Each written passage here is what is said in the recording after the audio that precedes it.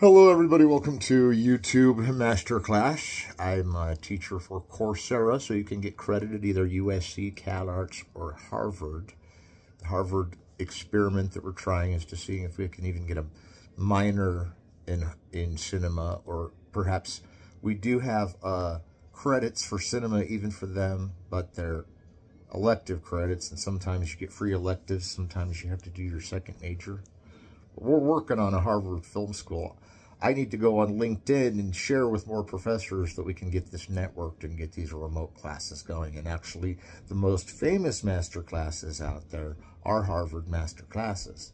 This one's kind of that way because we can get Coursera to the Harvard class, but the actual Harvard classes that were assigned all the way for master classes, besides mine, are like mathematics classes and science.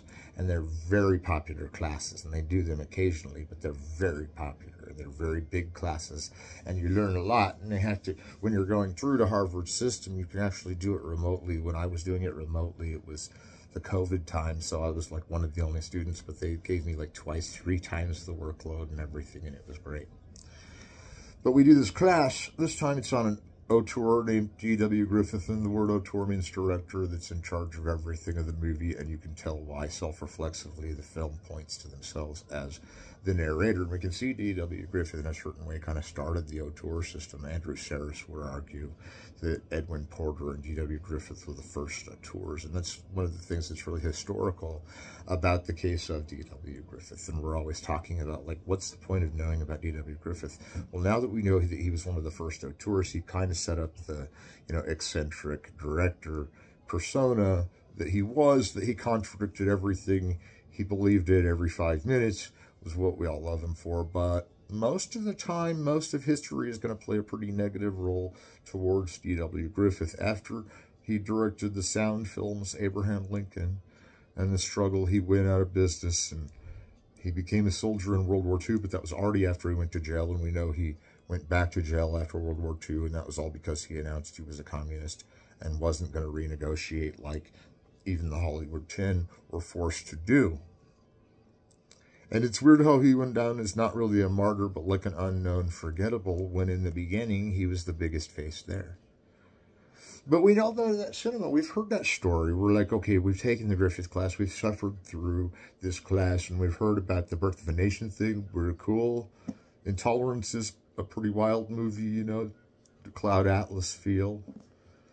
But what does it all come to, and what does it all boil up to? And how do we see this whole, eccentric persona come to make these controversial films?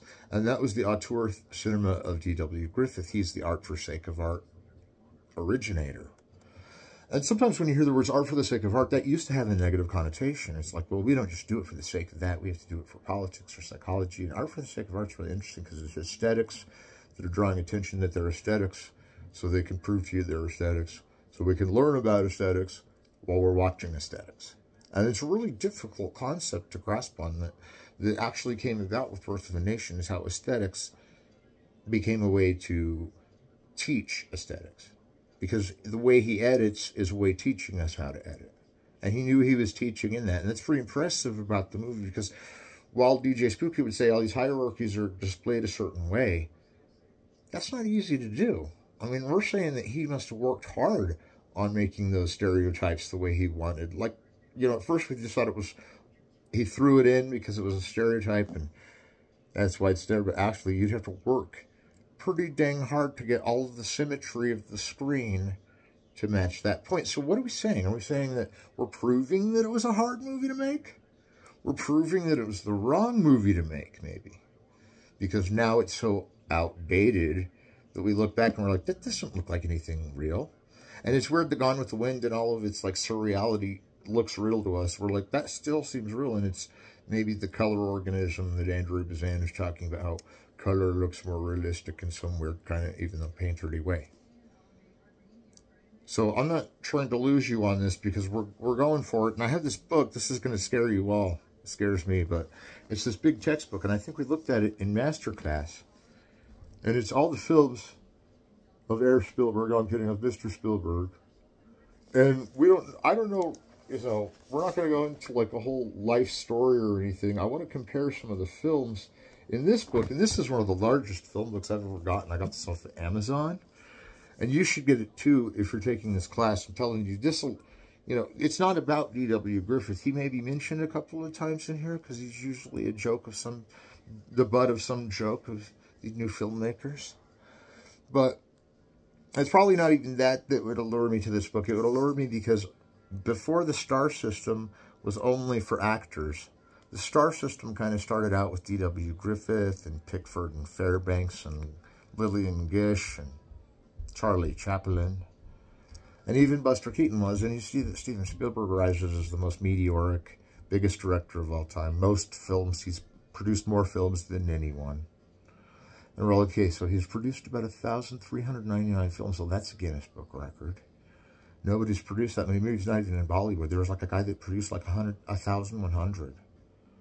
So you got that going for you. And this book probably has, you know, like a lot to say about those 1,000 movies that he worked on. And that's a lot. I mean, it's more than anyone. So even Griffith would have to step down and say, wow, Spielberg did direct more. And everybody thinks of Spielberg as like this sort of genuine, like, star director. He is a star director like Griffith is. And sometimes his views seem contradictory. Oh, they're a lot more linear than Griffith. Like, they do have double standards, and some of them intentionally, but they don't, like, do the double intention thing without drawing attention that it's a double intention. So they're okay, because they're saying, look, this is the double intention, we're tricking you, here we go.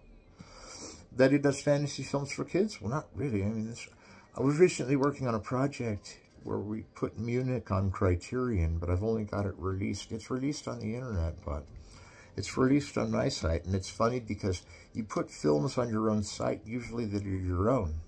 But then when you go through the playlists of others, and you get permission, and you get the rights, and then you make a Criterion out of it with the internet, then it later gets set for sale in other markets. And I've sold movies for the Criterion, and so I was putting that together, and I'm like, you know, if fantasy kids films are what he's known for, then I remember more for these Munich Minority Reports. And we're saying remember as though he's still not around, because he still runs the Producers Guild. Would run the Directors Guild, but rather David Lynch run it. And he's, you know, it seems like he really understands the ethics of business and how business works, because the real thing we're going to learn about Spielberg is that, like, there was a complaint, and there still is, that he's spending too much money on movies. You know, like James Cameron, Steven Spielberg, they spend too much money on movies, but their movies have made so much. They may not even be the richest guys in the world, but their movies have made so much that they can spend as much as they want on movies. These are real artistic guys, and that was the system that D.W. Griffith was trying to put into place.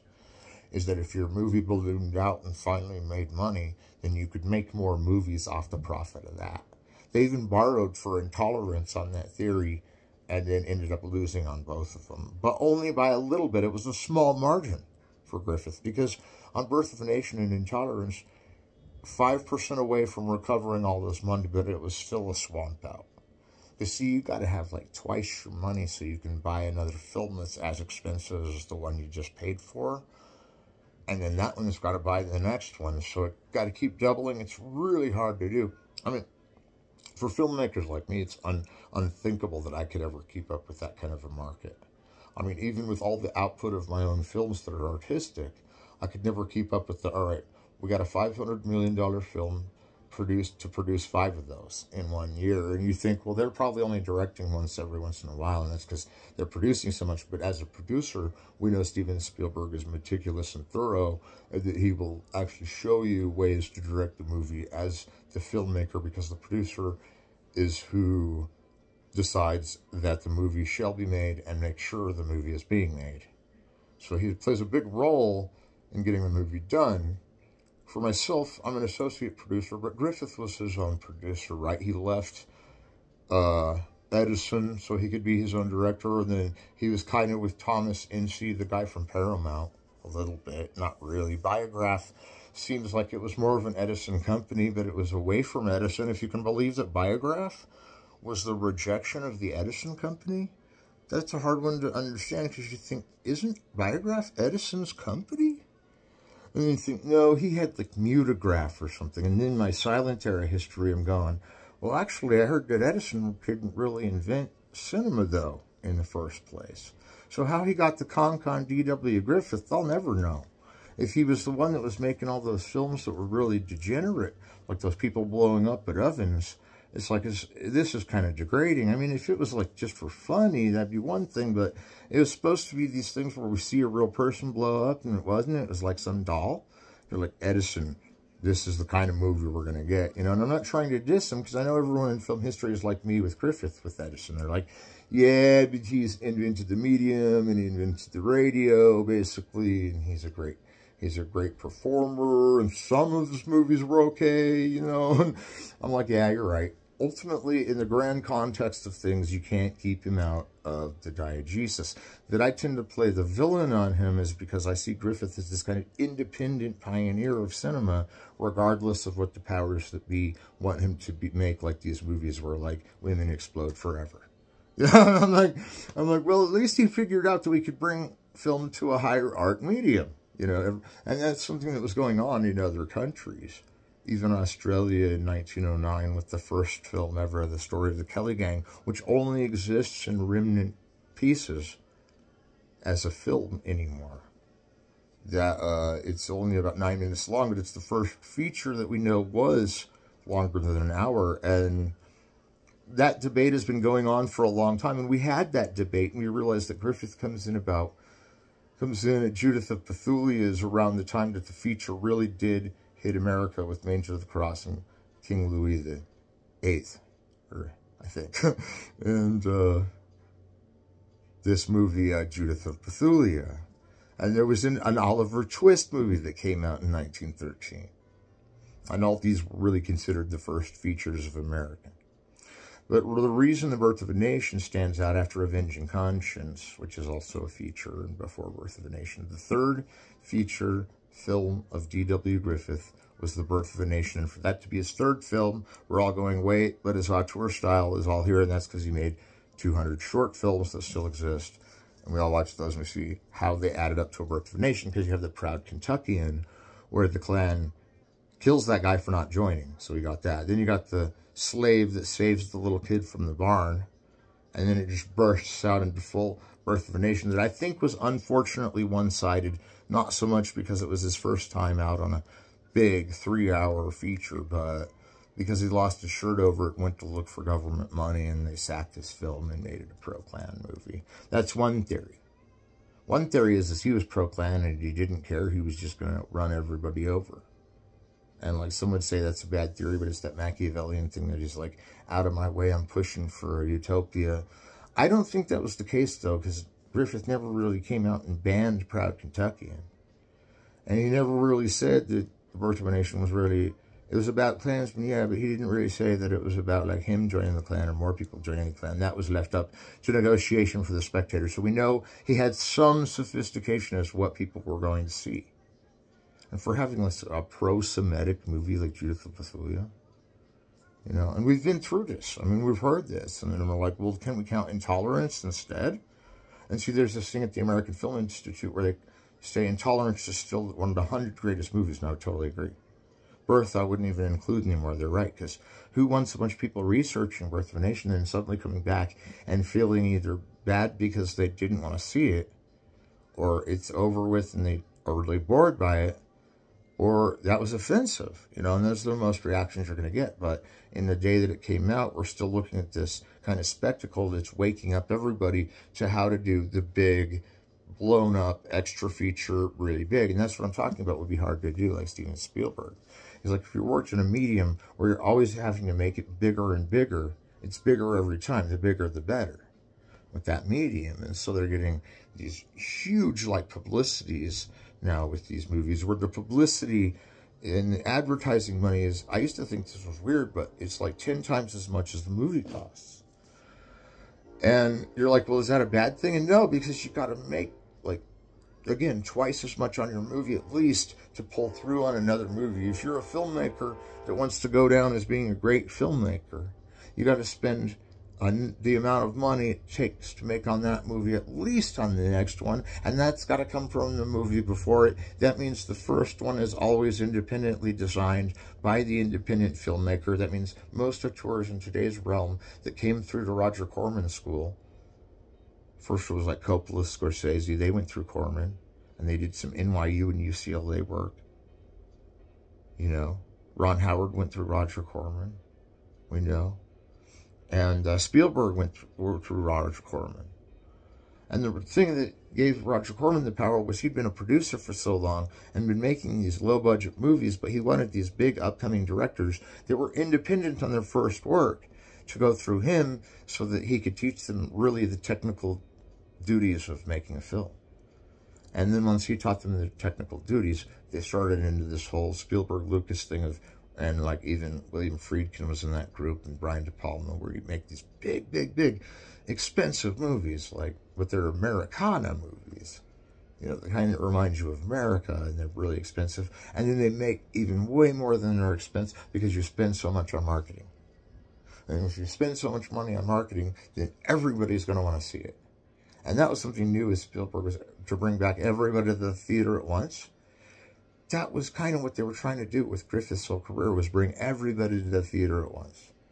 But then they kind of messed that up because it's a segregation film. So how are you going to bring everybody if you're already saying that this is kind of degrading towards a race?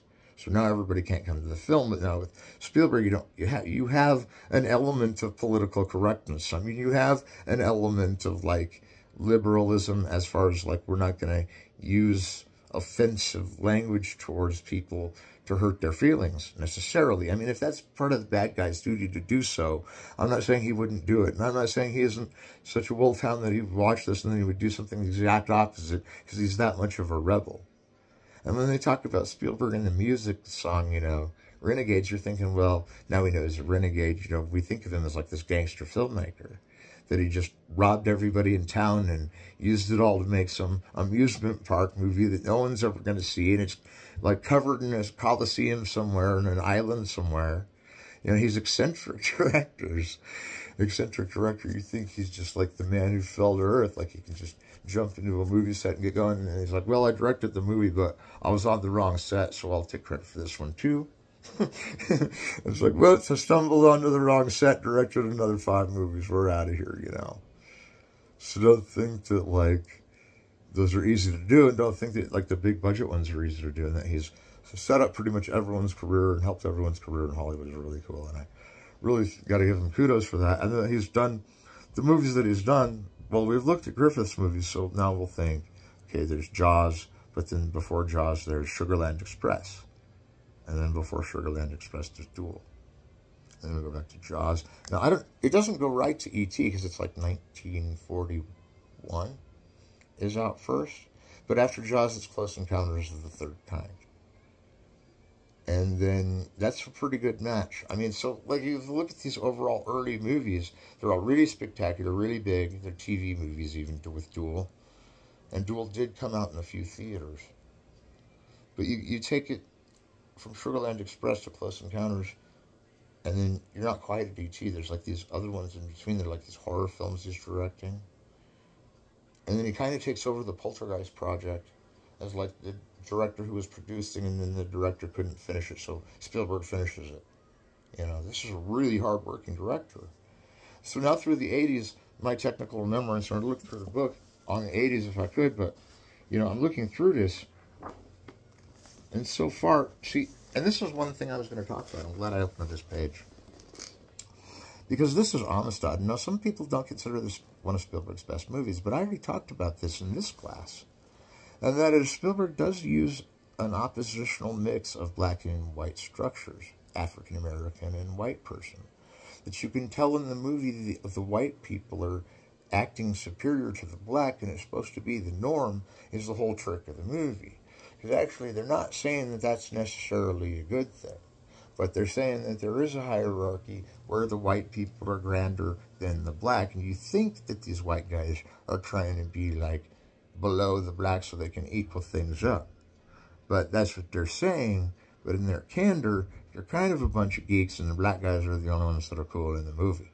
It's kind of like a Django Unchained hidden under meaning. Because he's saying that the black people in here don't want to have any business to do with any of this. And they're just like going along with it. And that's not because they're subjugated to, but because in the movie, in the historical context, they're subjugated to do that so that we can see that subjugation isn't our favorite, most comfortable thing. And you can see in Abraham Lincoln that it's not about being comfortable that makes you a politician in those films.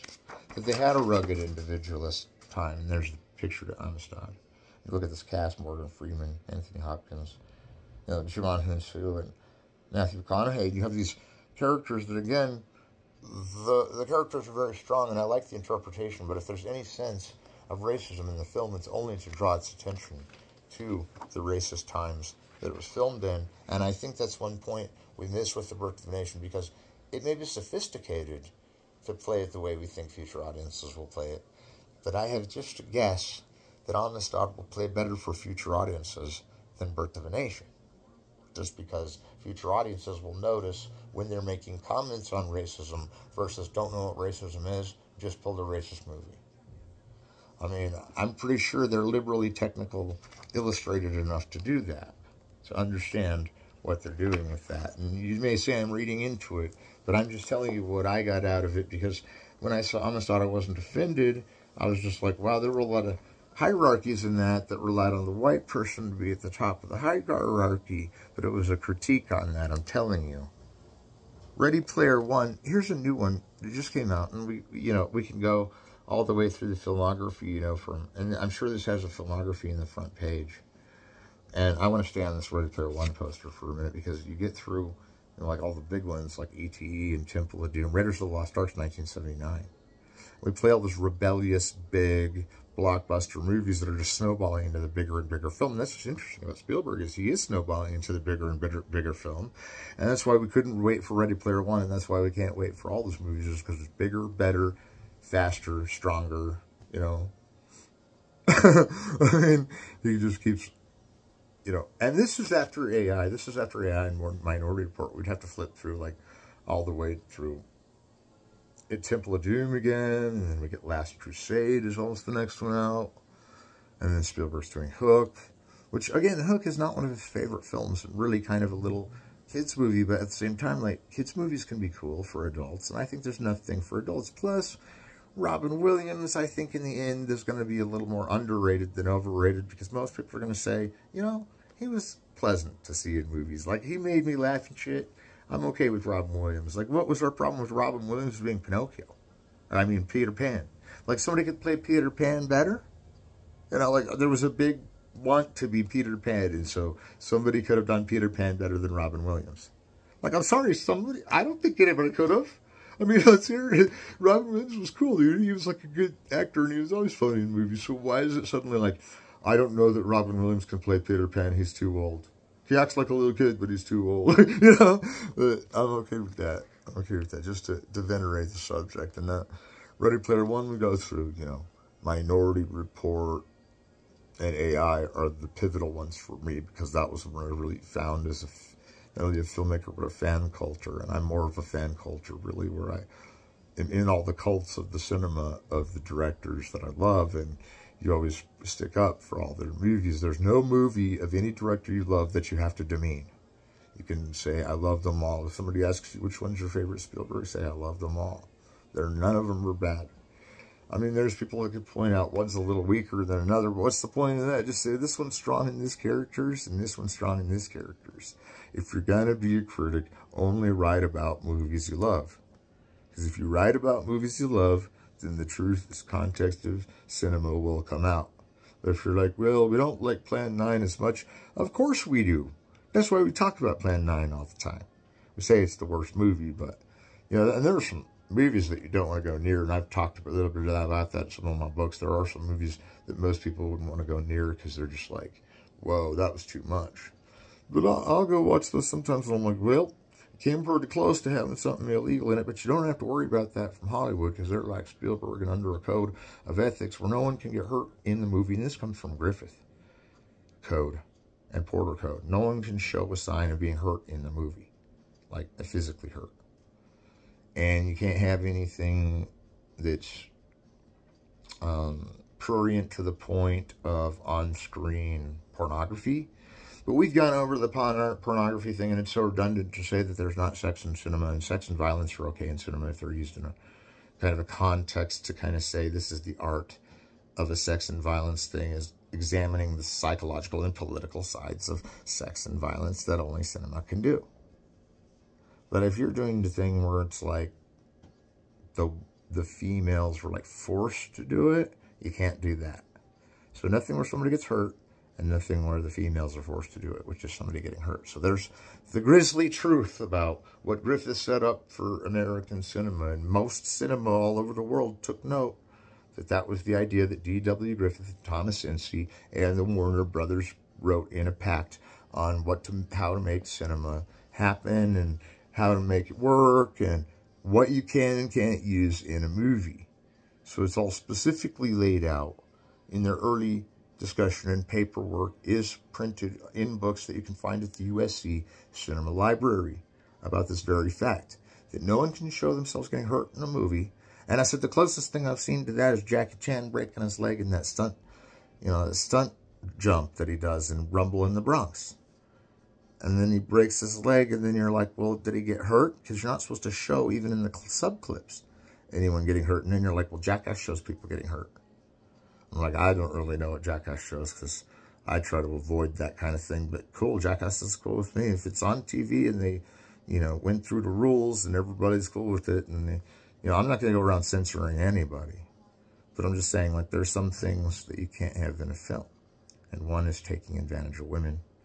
I mean, unless it's just simulated.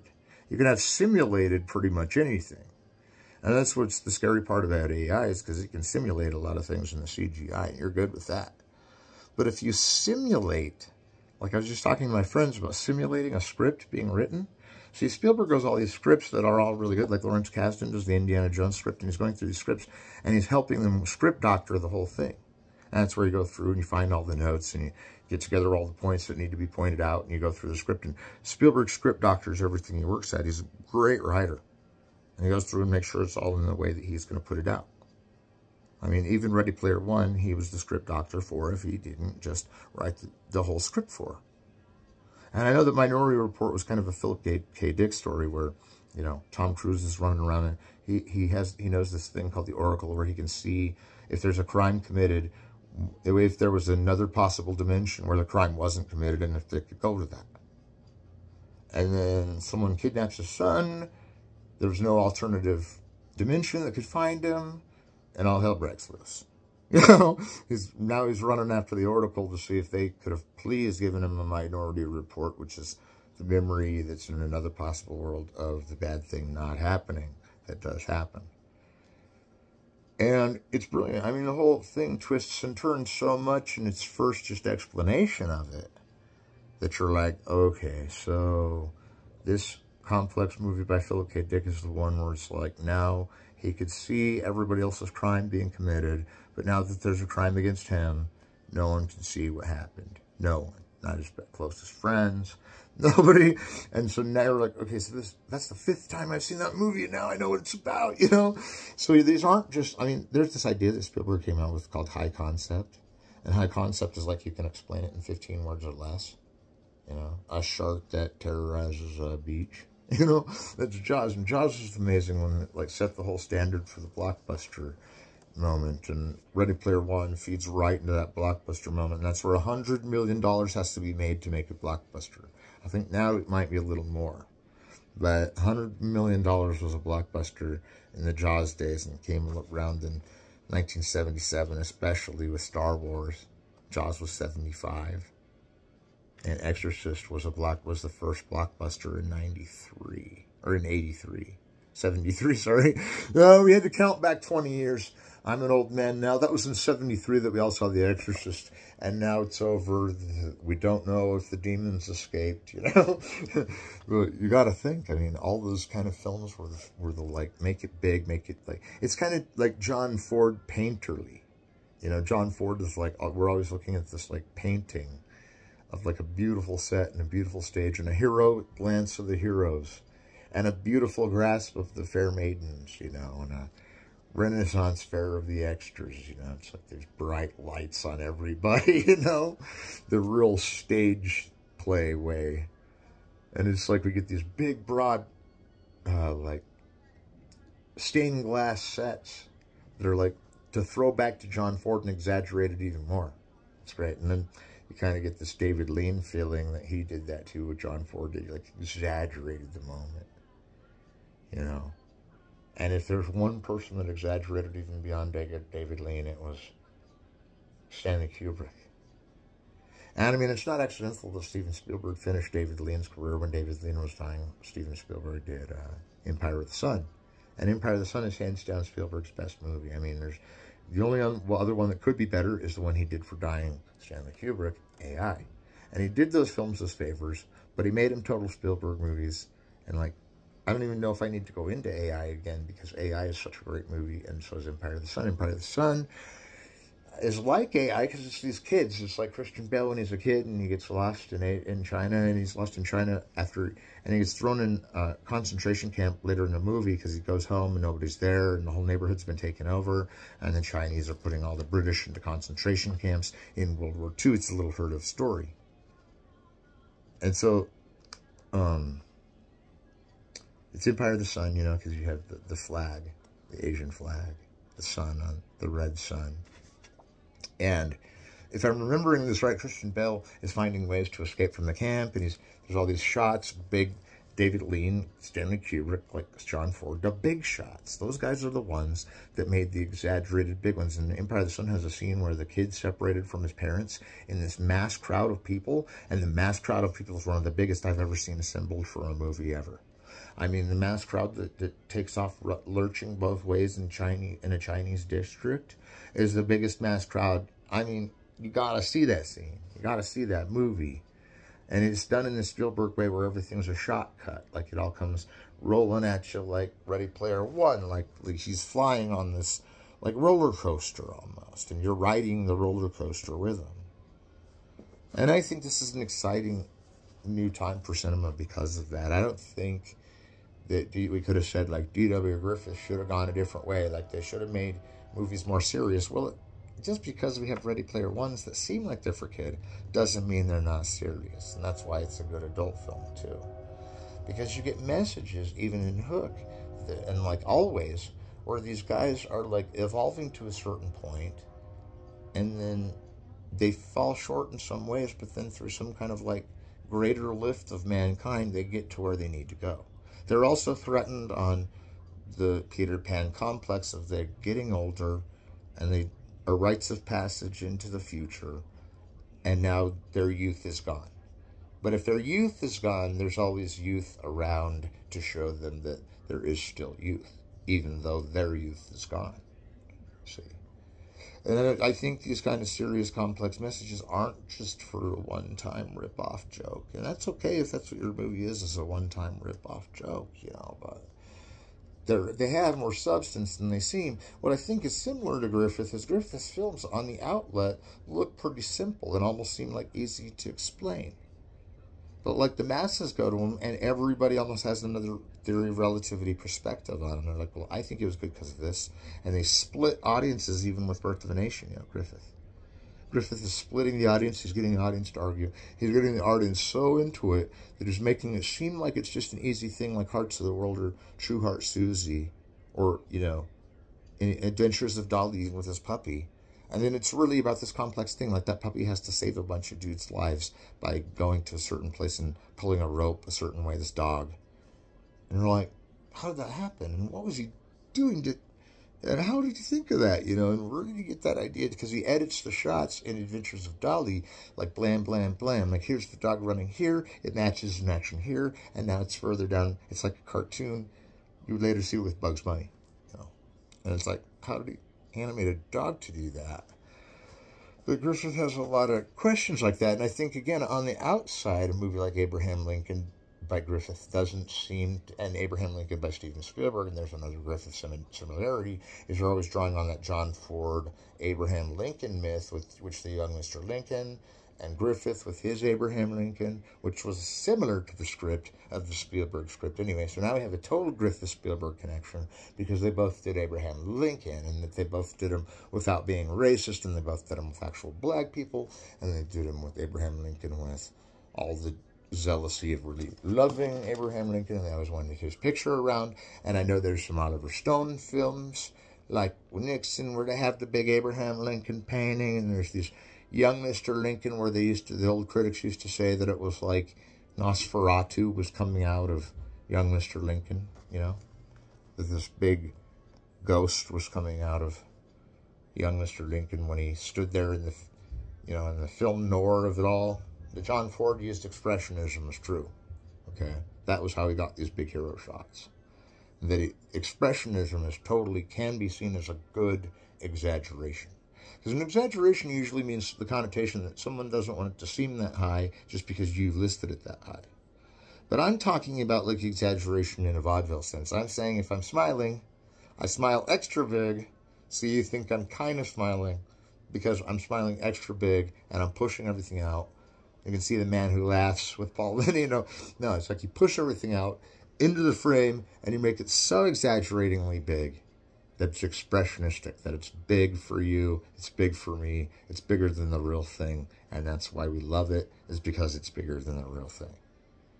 And this could be like some measure of filmmaking that's always accomplished now as filmmakers study Steven Spielberg 30 years, and even Griffith on these points, that these are the kind of films that people will talk about and remember forever. And out of their Abraham Lincolns, that's one. I'm going to have to give it up to Spielberg ultimately because he's a better director. But I do like the D.W. Griffith Abraham Lincoln. It's good. I like the Spielberg one for the realism of it. It's like he's not making a documentary, but he's making like a docudrama. It's like he found Daniel Day-Lewis and all the real characters had like completely like seanced or whatever and transmuted into these other characters of the Lincoln Company, and they were talking about the, you know, the proclamation, the Emancipation Proclamation of Lincoln, and they talk about that in this one, in young Mr. Lincoln, when he's a lawyer before he gets presidency, and he's got slaves in Abraham Lincoln and young Mr. Lincoln, and that kind of evolves. But when you get to the time of Steven Spielberg, it's like this. It seems kind of like one of those films where they take the camera right to the ancient history, and somehow they've manufactured the world of Abraham Lincoln just right there in Hollywood, and the whole thing is big, and it's a big production. Of course, Daniel Day-Lewis pulls it off, wins some Oscars. We're all happy for that. But that it's a bigger production than Griffith's also shows that Steven Spielberg had more staying power. Because D.W. Griffith, he stayed until right after the end of the silent era, and then off he went to wherever land. But Spielberg stayed for it all. That it only took him in his 20s to even start on the project. Duel was like he was already doing Amblin on short films and student films, and they were very good. It was like this hitchhiker that hitchhikes all over the place, and it's a really cool movie. I mean, if anyone's hitchhiked, you know, it's a memorable film. You kind of remember that film when you are hitchhiking. You kind of feel a guiding light that there's a film called Amblin when you're ambling around, lost in the hills, you know? So we don't forget these things. We did this one as a kid, which was like this thing where he shined this light. And we've missed a lot of them. So, you know, there was Munich, like I was saying, which was going on Criterion. And the reason for that is because there's these Zionists who are fighting back because at the Olympics in Munich, some Jewish guys got killed by some Iranian terrorists, okay? And I'm not saying anything against the Iranians. The Iranians are cool with me. I'm in the Iranian Film Coalition. They're cool, but they do not like terrorism in Iran, and they usually fight it. So if they had terrorists, I'm sure they were okay with Spielberg showing them as bad guys because they think terrorists are bad guys too. I know we all want to think the Iranians are bad, but they're really not, okay? But in this movie, they are, because they're the terrorists. Now, you can't confuse that with the normal Iranian population. But none of that's really surfacing, and that's okay, because what really happened was these guys, and it wasn't really the race that mattered because they were in Germany, but they terrorized these Jews that were Muslim, and Munich covered it up, and then finally it came out on the news, and so the Zionists fight back and kill almost everybody. And it's like this whole Inglourious Bastards thing where this undercurrent of this mob of Jews are coming back to like blow up everyone that effed them over earlier. And that's the current theme of, like, you know, some Jewish histories, that the karma digs underneath the culture and brings them back as the resilient warrior. And that Inglourious Bastards, the original one for the 70s, I'm not really sure if that was the same plot as the Tarantino one. where the Jews come back, and it's the fight to kill Hitler first. You know, we discussed that already. The fight to kill Hitler first. And the irony is D.W. Griffith was at that battle, and so was John Ford. The fight to kill Hitler. Like when they all flew in from all over the world to kill Hitler in 1945. And this is real. D.W. Griffith went to it when he was just at war, and this is after he was a filmmaker. And so now they're doing Inglourious Bastards where they kill all these people in this theater. Well, we're all saying, we love that history. We want the Tarantino history. We want the one where the Jews kill Hitler at the end. You know? We're tired of the one where Berlin Year Zero, where the whole play where Berlin gets leveled to the ground, you know, by planes. And that's what really happened that day. They just leveled Berlin to the ground. And then you see Berlin Year Zero, and then all there is rocks, and they're destroyed everywhere. And this is where, like, Rossellini comes on as kind of this eccentric because he's showing, well, the real world is already epically a catastrophe, you know? And you're like, wow, I didn't think of that, man. I know I saw that Spielberg movie where all those buildings blow up, but I didn't realize this is what the aftermath would look like. And you're just kind of kidding as a director, because the ethic of the film in a postmodern subject isn't necessarily spelled out, because whether it's complex or not, it might not have anything to do with the film ethics. Like, it might not say, well, these villains or gangsters are moral or immoral, like Bonnie and Clyde doesn't put a qualifier. But that's not the point of the film. We're making a movie about style of making movies. And this is what the style of making movies is. And that's kind of a Griffith thing. You're like, this is what the style of the movie is, and the style we'll be making it in. And we want you to learn this style so you can learn it. And Spielberg, you can see Spielberg as a teacher, too. Not just as a producer teacher, but like teaching everybody how to make films. And lighting and thrusting and getting on his dolly and riding his dolly to heaven. You know, it's like, we ride the dolly to heaven. You know, another pan, another tracker. We'll do a tracking shot all through the mansion. You know, I mean, it's like, set up your roller coaster, set up your choo-choo train wheels. You know, I hated to say it like a little kid, but it's like one of those train sets, you know, like Orson Welles said, a movie. And you think of the mine carts on frickin' the mine carts on Temple of Doom, and how there's more of this, the movie's this constant ride forward into the unknown and into the fantastic.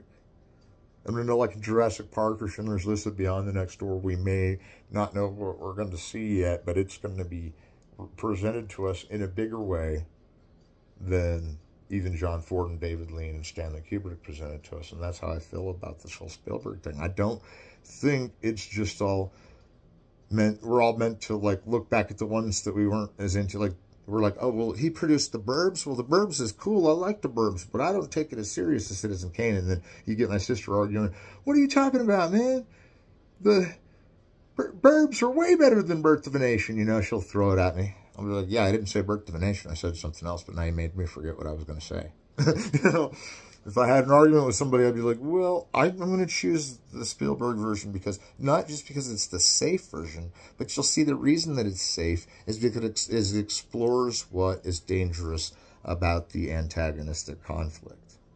You know, for instance, in Jaws, the whole point of that movie is in exploring the antagonistic conflict of this man-eating shark that's going to kill everybody. And then it kind of turns Moby Dick. These guys are all dying. Somehow they live. Whether they live or die at the end of Jaws, that shark done screwed them up. Because that shark, like, bit into everybody, slammed everybody, destroyed everybody. And, I mean, you're, like, cheering when this shark gets blown up. I mean, only Spielberg would make a movie that you can cheer at a shark getting blown up. I mean, there are shark movies where you got to destroy the shark. It's like, destroy this shark, you know? Or the movie Shark by Samuel L. Fuller.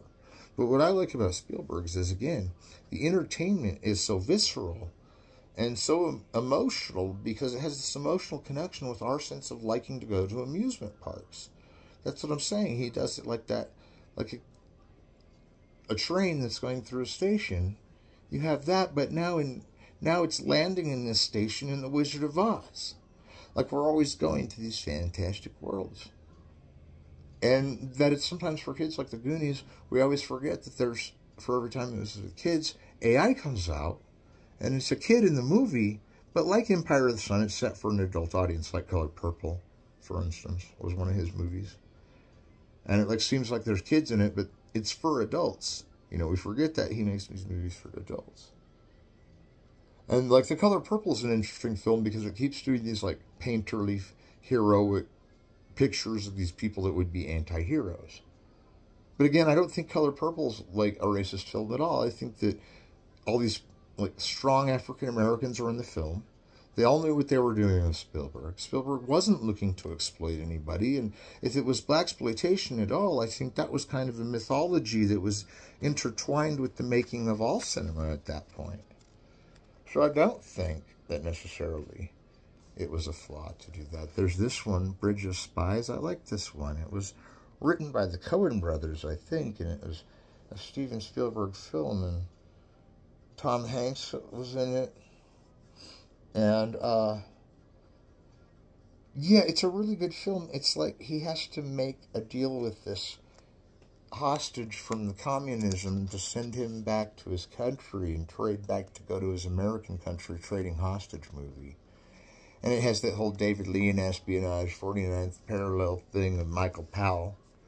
And the films with Michael Powell, like The Little Black Room, are kind of involved with that. But that's the idea that, like, Michael Powell made those spy movies that have become like James Bondish, and the James Bondish spy movie has always been an interest of Spielberg. And there is a Sherlock Holmes by D.W. Griffith, but it's rare to find, hard to find, and these are the detective kind of movies because they're like searching for a mystery and looking for the fantasy that they can find. This is a really interesting one. We're working backwards here, and we've missed a lot of Spielberg's films. I don't know if we'll get to all of them in this period. There's, you know, these are all the ones he directed. Because if we counted the ones he wrote and produced, we'd be doing like nothing but a Spielberg Factor show, which I know you're all wishing that we had done in the first place. I know I put you all through the ringer with Griffith. I know we've got 2 classes to go after this, and we're almost done with the semester, and we're hanging in there, and we're like, I've heard so much about D.W. Griffith that it just, you know, and that's all I can hear. And with Spielberg, we're like refreshed. We're like, tell us more, you know, please get us somewhere where we want to go, even though we're going to complain and say it's for kids. We're going to be in the theater anyway, learning adult lessons and saying it's too much for kids. You know, this is War Horse. Talk about a serious movie. It's like a Humane Society, you know, The Adventures of Dolly being an animal movie. We have War Horse, where these really trained horses are in this kind of Kurosawa-looking painting, you know. And I get the Kurosawa because my cousin, Jason Sheley, Dr. Jason Sheley, he thinks of the painterliness of War Horse is the painterliness of Kurosawa. And it's interesting that he says Kurosawa because all the frames of Empire of the Sun or whatsoever are kind of set up in that rack focus of, you know, wide-angled shot of Kurosawa, the crowd shot, or the Seven Samurai. The horses are all trained to do a certain thing. And they had tons of trained horses in Intolerance. There were like 1,700 trained horses in Intolerance. I'm not saying Intolerance is the horse movie of all horse movies, because I saw this one from the silent era, and it's like, I can't remember the name of it. It's like the Power Horse, or the Power Horse or something. And I'll get that title. It's not the Black Stallion, but there's a silent film from the silent era where, like, there's tons of horses. And all it is like the horse movie to end all horse movies. And of course, the silent era always has that because there's no sound. And so they could take camera angles to whatever position they wanted at any time. And then, you know, it's like they didn't have any sound to hook up, so they could hang the camera from a giant noose, you know. But here's War Horse, and there's these horses that are telling a story. The animals tell the story. You follow the animals. There's a German soldier and an American soldier that end up communicating over their horses. And the horse does, like in Alhazard Balthazar by Robert Bresson, for instance, an animal movie with a donkey. And the young girl that owns the donkey, she has to sell it. She buys it again. She keeps bringing it to the store, and she's got this donkey, and it's the most amazing movie the way it's filmed. This time I'm going with Bresson for Alhazard Balthazar, but War Horse is almost more, well, it's probably harder to make because you've got these bigger horses than one donkey to train. War Horse has a ton of horses in it. Some of it's CGI, but I think it's still harder to film a lot of horses than film a donkey. But the it isn't whether it's harder or not from Brett Son's mind is whether every shot should look like so real that we fall into the picture. And in Warhorse, it's kind of like we're flying through the ride, but in Balthazar, we're right next to the situation, like holding on to the animal's collar and shaking, going, I hope I can keep this thing alive, you know. So it's kind of this tension that's created with the Brett Son. You're kind of going, yeah, but Balthazar, as far as an animal movie, is kind of one of the top 10 movies I've ever seen. I mean, it's like, whoa, they really just bring me to this. It's like they give you a pet, and then you have to take care of this pet while the movie's on. And you keep telling the movie how to take care of the pet, and then Bresson will respond with taking care of the pet the way you thought he should. You know, it's really hard to figure out. But Warhorse is really hard. It's like a ballet of the horses. So again, you're starting to think, well, that's harder to do than just bring a donkey around. But the horses were like, and far beyond CGI, they trained so many horses, and if they followed a horse with human commands, or if they had a horse whisperer or something, I'm serious, to have like the horse run in a certain direction, that's hard to do. You can't underplay, and it's a beautiful movie. I'm not trying to underplay it by like blow it out, because Bresson somehow captured the best animal movie ever. You could argue The Yearling's not as good as Warhorse, because Warhorse is like this courageous, valiant character, and the whole expose of how the war gets fought. And yeah, this is like the samurai horse, as my cousin sees it, you know. And it's not just like done in, one thing that's interesting, it's not done in comedic style, where it's like this horse is so smart that it like goes downtown and smokes cigarettes, you know. It's not like a comedy, cheesy comedy. And it really follows the history of the World War II, and it shows this like sort of ballet of the horses, or the horses, like the Black Stallion kind of genre we're getting with the Warhorse. And the Black Stallion is like one of those movies that follows around the animal and keeps track of the animal. And I think of keep tracking the animal, Warhorse does it for like the ultimate of like staying on the animal the longest time that you can in the animal movie. And so we look back, I'm kind of thumbing through this book, and it's so massive and so huge, and I so thank the writers, Oliver Bousquet, Arnaud de Viard, and Nicholas Schaller. They have put together an amazing book on Spielberg. It's really good to have this reference, and this is a cross-reference that's going to help me through the rest of Masterclass.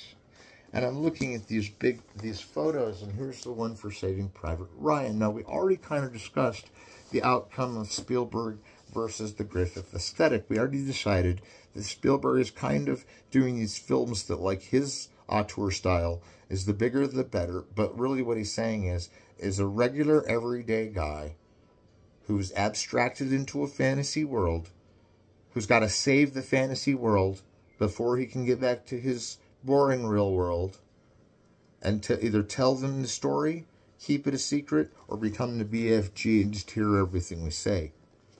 Which is like kind of his style. So it's like someone's taken out of reality and putting into a metaphysical reality of a Spielberg film, which is like the fantasy world. And we know the fantasy genre is based on the abstract idea of putting something real into something imaginary. And now that you're in the imagination, you have, like, the conflict is you've got to save the world of imagination. That whole never-ending story Wolfgang Petersen thing. And so even in Saving Private Ryan, it's like a World War II movie, but they're like in a fantasy world of World War II because it's being recreated. And they're going back in time, and they have to save this guy. It's like Back to the Future. They have to save this guy from being shot and killed because all his brothers died in World War II, and they want to send him home so that not all his brothers die. You know?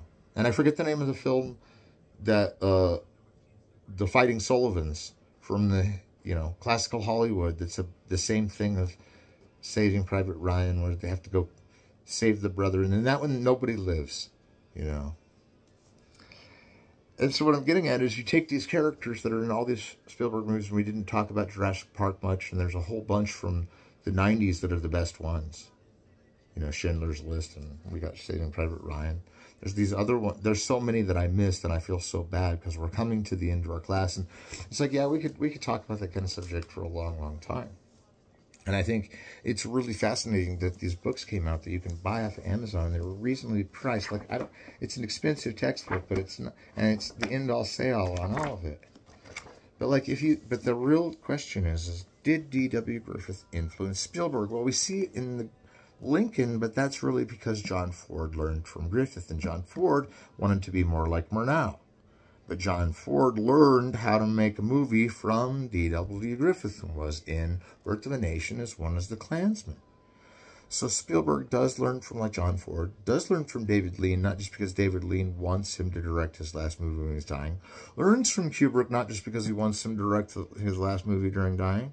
And this is Eyes Wide Shut was Kubrick's, and then AI was the one that Spielberg took over. It's amazing how he can take these things over, and even surrounded by like controversy and conspiracy, he can totally turn these things into like a total reclamation on what the author would have done in their place. And that's because he can take the author and place them in these fantasy worlds, in these cases like an AI, which is so true today, artificial intelligence, that is becoming one of the best movies ever made. This is always what happens with Kubrick, and I think this one has staying power too. Because Kubrick's will sometimes not have staying power once they become powerful. But Spielberg's, once they become powerful, AI is like now in scripts. The Writers Guild says you can't have AI run scripts. They say that all the award shows and around the world at film festivals are not taking scripts that are written in AI, even if the movie was made and can be represented as a non-AI movie. And I just say, artists out there, do what you want. You know, don't blame me if they ban all the AI. I don't know what they're going to do. But the point is artificial intelligence is talking about that same thing. I mean, you go through video games and you look like Street Fighter 2 bringing AI so that the bad guy and the good guy can fight harder so they can learn each other's moves. The computer learns your moves. Then you're like, well, still the game engine kind of does that in the interface with the controller to the game engine to the game. So whether it's artificial intelligence, that could be a made-up word. But it's like, if you're putting components in to make the movie, don't forget that it's still stealing clips. And you have to have the rights to all these clips. And don't forget that it's assimilating digital things that you're going to have to assimilate anyway. And then on top of it, that AI can make like certain, like I saw the flames in this cartoon in a Disney Pixar movie, Elemental. And that was AI in the CGI, and that's beautiful. You can use AI in the camera, CGI, even in the editing. You can use AI everywhere if you use it to make the movie. But if AI makes your movie, then we're going into one of those worlds that Steven Spielberg warned us about with the movie AI. Because now the robots are making everything. If the robots make the movie, then we can just all retire and be like, well, those were a good, a couple of 100 years of cinema, or 150 years of cinema. Now all we got to do is push a button, and all the world's new best movies will come right up. And I'm not trying to diss it, because I'm like, dude, if I had one of those buttons, I'd have hit it 3 times by now in my career. I would have just been like, an AI would have movie would have been so much better than mine. Right here, I'm guilty of that. Like, man, it would have been harder to make, too. I would have had to have, like, sat down and done mathematics to figure out how to program an AI movie. But I'm not saying they aren't, like, that they're the worst thing on the planet and that it could be a downfall. I'm just saying it disassociates you with, like, guild power, whereas the Writers Guild, they won't accept an AI script, and I can see why, because it takes all the text from various text places randomly and uses it, which is a cool method, but no author can claim it. See, if an author claimed that, then they're plagiarizing the computer. So it's hard to figure out. I hope we all do. But the ultimate question that we forgot to answer, and we're going to right now, is yes, Spielberg does kind of appreciate the Griffith style. Like, he doesn't really like Griffith because he came from the civil rights movement when he was a kid. And you can see that in his films, but he doesn't really like the racism in Griffith. He doesn't really like racist movies. He's not a big fan of racist movies. Probably something to do with his sensitivity towards anti-Semitism and being a Jew. And like the Warner Brothers were Jews. We have Jews all throughout history of filmmaking. And this is partly because Griffith brings the Jews to Hollywood, because the Bohemian culture was a lot of Jewish people at that time. And then the Kabbalah and the Zionism that they were all into in Hollywood, that was kind of Griffith saying, let's make Judith of Bethulia, And it was like, Spielberg's like doesn't confront the issue of Judaism all the time, but when he does with Schindler's List, and when he does with certain civil rights issues, he kind of ties pro-Semitism in with the civil rights movement and multiculturalism. You'll see this as an expert way to be more politically careful in Spielberg than Griffith was, who's like Kubrick, who's like bulldoze the politics, and David Lean and Spielberg are like keep the politics within order of how we actually perceive them, and not that we're not exaggerating them, but we don't have to make them grotesque, you know. And that there's still the element of grotesque in Spielberg is there, but it's not necessarily an antagonistic political force of one society better than another. It's the fantasy world has to live, so those characters in the fantasy world can live. But the child that's got to make the fantasy world live has to get to the end of the frickin' rainbow to save the day. And so we've talked all we can about it. We've run out of time. We've had a great class. I thank you all for coming. I hope you got something out of this talk that we had. We have 2 more classes, and I know we're going to have a long break before next semester. I'm giving the final out probably next or class after that. And we'll have more to talk about. If I have anything else to assimilate from these conversations, we'll see in the next couple of classes that Spielberg and a lot of other directors have Griffith similar styles to his big making hero shots, to his big John Ford-like produced green big valley shots, you know, and all the big background establishing shots and everything. Griffith's all about the establishing and then going into the mid shot and going into the, but the politics are all different now. So the shots may be a little more exquisite these days because they're more egalitarian. They more privilege the hero that saves the crowd, you know, and if he saves the crowd, then that hero is shot in a way to still be the hero, but the crowd is just important. Otherwise, he wouldn't have saved them. Thank you very much for coming. We appreciate you all. You'll have to join me back on Masterclass. I know we're going to have a long break, but bear with me. Thank you.